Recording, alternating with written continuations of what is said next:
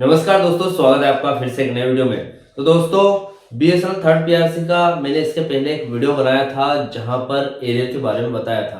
तो वो वीडियो मैंने एक सब्सक्राइबर की कमेंट पर बनाया था, यानी कि उन्होंने एक सवाल पूछा था, उस पर यहाँ पर बनाया था। ठीक है, उन्होंने उस वीडियो का धन्यवाद देते हुए मुझे एक और कमेंट की है। तो जो सवाल है उसके बारे में आज ये वीडियो है। ठीक है, तो जो भी सवाल उन्होंने पूछे हैं, पहले मैं आपको सवाल बता देता हूँ, उसके बाद हम वीडियो को स्टार्ट करते हैं। ठीक है, देखिए पहला सवाल है, महोदय मेरे कमेंट का जवाब देने के लिए, वीडियो बनाने के लिए धन्यवाद। और मेरा एक और सवाल है, मैं भी बीएसएनएल कर्मचारियों के लिए तीसरे वेतन आयोग यानी कि पीआरसी को लागू करवाना चाहता हूँ।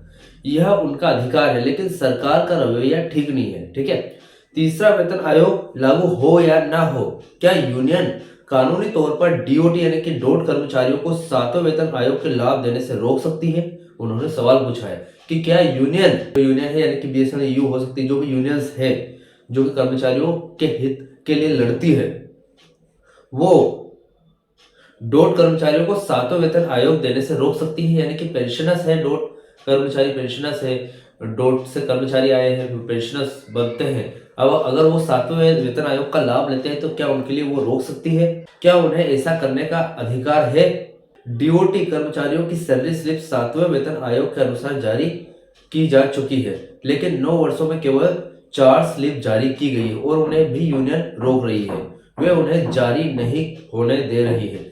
अगर तीसरा वेतन आयोग कल ही लागू हो जाता है तो जिस पर संदेह कि सरकार ऐसा करेगी, और अगर सरकार डॉट कर्मचारियों को डीओटी कर्मचारियों को का भुगतान करती है तो यूनियन उस बकाया को भी रोक सकती है।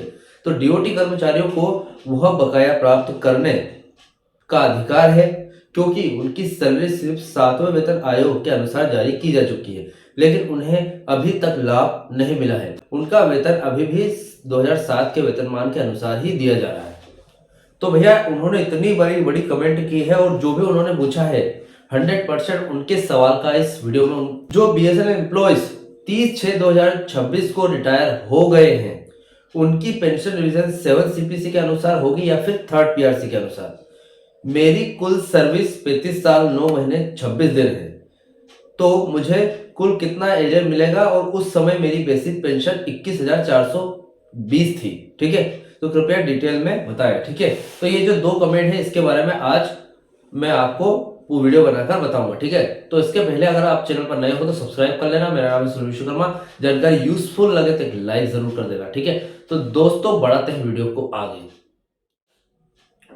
तो देखिए दोस्तों, सवाल फर्स्ट की बात कर लेते हैं पहले। 30/6/2016 को जो रिटायर हुए कर्मचारी की पेंशन रिवीजन और एरियर के बारे में देख लेते हैं। देखिए सबसे पहले से समझना जरूरी है कि बीएसएनएल कर्मचारी जो कि पब्लिक सेक्टर अंडरटेकिंग जिसको बोलते हैं शॉर्ट फॉर्म में पीएसयू के अंतर्गत आते हैं, न कि सीधे केंद्र सरकार के कर्मचारियों की तरह। ठीक है, जो कि बीएसएनएल कर्मचारी है वो पीएसयू के अंतर्गत आते हैं। ठीक है, अभी हम पॉइंट बाय पॉइंट में समझेंगे जानकारी को। ठीक है, 7 सीपीसी या थर्ड पीआरसी। अभी बीएसएनएल पेंशन भोगियों की पेंशन का निर्धारण थर्ड पीआरसी यानी कि पे रिवीजन कमेटी के आधार पर होता है, न कि 7 सीपीसी के आधार पर। 7 सीपीसी केवल केंद्र सरकार के सीधे कर्मचारी जैसे रेलवे, पोस्टल आदि के लिए है। ठीक है, तो सही बात है, जो केंद्र सरकार के एम्प्लॉइज है उनके लिए 7 सीपीसी है, न कि पीएसयू के एम्प्लॉइज के लिए। ठीक है, क्योंकि देखिए आपने 30/6/2016 को रिटायर हुए हैं, तो आपकी जो स्थिति है कुछ इस प्रकार है। आप सेकंड पीआरसी के वेतनमान में रिटायर हुए हो, यानी कि सेकंड पीआरसी चल रही थी उस समय आप रिटायर हुए हो। आपका जो पेंशन रिवीजन है 1/1/2017 से दे यानी कि ड्यू है, जो कि थर्ड पीआरसी के मानकों के अनुसार होगा, यानी कि थर्ड पीआरसी जब लागू होगी तभी पेंशन रिवीजन होगा। अभी हालिया अदालती फैसलों और सरकार की हलचल के अनुसार पेंशन रिवीजन के लिए थर्ड पीआरसी के फिटमेंट फॉर्मूले में सरकार 0.5 या फिर 10-15% तक दे सकती है। ठीक है, फिटमेंट दे सकती है। अभी एरियर के कैलकुलेशन की बात करें, एस्टिमेट कैलकुलेशन की, तो रिटायरमेंट के समय बेसिक पेंशन 21,420 थी आपकी। यदि सरकार थर्ड पीआरसी के तहत 0 फिटमेंट के साथ भी पेंशन रिवीजन करती है तो कैलकुलेशन कुछ इस तरह होगी, जैसे कि आपकी जो पुरानी बेसिक है 21,420 रुपए थी, 1/1/2017 यानी कि 1 जनवरी 2017 को वो जो 21,420 आपकी पेंशन थी उसका आईडीए यानी कि 119.5% आईडीए जो कि 2017 पे चल रहा था, वो कितना बनता है? लगभग 25,597 रुपए, यानी कि 21,420 का हमें 119.5% निकालना है, तो कितना बनेगा? 25,597 रुपए। ठीक है, अभी नई बेसिक सैलरी यानी कि आपका आईडीए 119.5% और आपकी जो पुरानी सैलरी थी, ठीक है, 21,420 और आपका आईडीए 25,597 रुपए, दोनों को जोड़ देंगे हम, तो आपकी नई सैलरी निकल आएगी जो कि रहेगी 47,017 रुपए के बराबर लगभग। ठीक है, अभी एरियर की बात करें, क्योंकि पेंशन रिवीजन 1 जनवरी 2017 से लागू माना जाएगा, जो जनवरी 2017 से लेकर आज तक का अंतर यानी कि डिफरेंस एरियर के रूप में मिलेगा आपको। ठीक है, मतलब 2017 से लेकर 2026 तक का एरियर आपको मिलेगा। ठीक है, जो भी गैप गई है इसका एरियर मिलेगा। 35 साल की लंबी सर्विस आपने की है, ठीक है, तो उसके कारण आपकी पूरी पेंशन आपको मिलेगी। ठीक है, अभी सटीक राशि की बात करें तो फिटमेंट के जो परसेंट है वो 0%, 5% या फिर 15% पर निर्भर करेगी, लेकिन यह राशि लाखों में होगी। जैसे कि आपको जो भी पेमेंट मिलेगा, 9 साल की एरियर का गैप मिलेगा, वो लाखों में रहेगा, क्योंकि डिपेंड एक ये भी करेगा कि आप कौन सी पोस्ट पर थे। आपकी जो सैलरी थी 21,420 रुपए तो आपकी बेसिक पेंशन थी उस समय, मतलब आपकी सैलरी ज्यादा थी। ठीक है, और डिपेंड करता है कि सरकार कितना पेमेंट देगी, 0%, 5 या 10 या फिर 15%, तो उस पर भी डिपेंड करता है कि कितने आपकी यहाँ पर पेंशन बढ़ेगी, लेकिन जो भी बढ़ेगी वो लाखों में होगी। अभी दूसरा सवाल है, क्या यूनियन रोड कर्मचारी का हक या फिर एरियर रोक सकती है? जैसे कि जो आपने इतना बड़ा सवाल पूछा है मुझसे, वो सवाल का एक अगर शॉर्ट फॉर्म करें तो क्या यूनियन रोड कर्मचारियों का हक या फिर एरियर को रोक सकती है? एग्जैक्टली यही सवाल होगा आपका। देखिए, यह एक बहुत ही गंभीर और भावात्मक सवाल है भैया। यहाँ कानूनी और व्यवहारिक स्थिति स्पष्ट करना बहुत जरूरी है। देखिए, यहाँ पर पहले 7 सीपीसी 3rd पीआरसी का भ्रम तोड़ लेते हैं पहले तो। जैसा कि ऊपर बताया गया है, जैसा कि इसके पहले मैंने बताया आपको, बीएसएनएल जो कि एक पीएसयू है के कर्मचारियों पर 7 सीपीसी लागू नहीं होता है। डोट से बीएसएनएल में आए कर्मचारी की यानी कि जो ऑब्जर्व होके एम्प्लॉइज जो आए थे को आईडी यानी कि इंडस्ट्रियल डिरेस अलाउंस पैटर्न पर वेतन मिलता है, इसलिए उनकी सैलरी 7 सीपीसी के अनुसार नहीं बल्कि सेकंड पीआरसी यानी कि 2007 पे स्केल के अनुसार ही बन रही है। अब यहां तक स्पष्ट हो गया।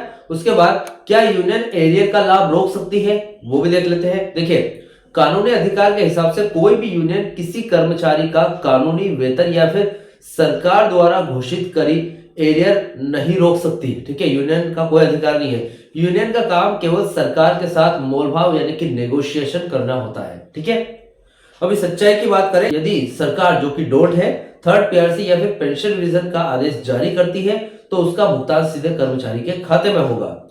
यूनियन के पास इसे रोकने या फिर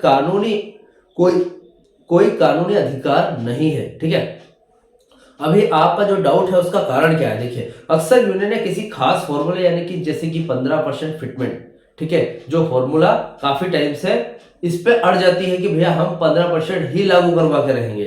ठीक है, जिससे जो प्रोसेस है उसमें देरी हो सकती है, लेकिन वे भुगतान को हड़प या फिर कैंसिल नहीं कर सकती। ठीक है, मतलब जो भी आपको भुगतान किया गया है, जो भी आपको पेमेंट मिला है, उसको हड़प नहीं सकती वो, और नहीं कैंसिल कर सकती है। सिर्फ अड़ सकती है कि भैया 15% करवाना है तो वही होगा, और उसमें क्या है, देरी हो सकती है उसके कारण, लेकिन रोक नहीं सकती उसको। ठीक है, अभी सैलरी स्लिप के बारे में आपने पूछा, उसका मामला क्या है? देखिए, अगर आपको लगता है कि आपकी जो सैलरी स्लिप है वो 7 सीपीसी के अनुसार बन रही है पर भुगतान पुराने रेट पर ही हो रहा है, ठीक है, तो यह संभव है कि पे फिक्सेशन की तकनीकी में गड़बड़ हो सकती है।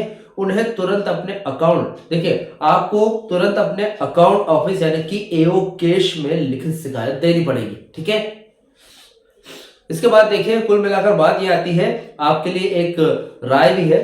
देखिए, पेंशनर्स के लिए आपको 3rd पीआरसी के आधार पर ही पेंशन रिवीजन मिलेगा।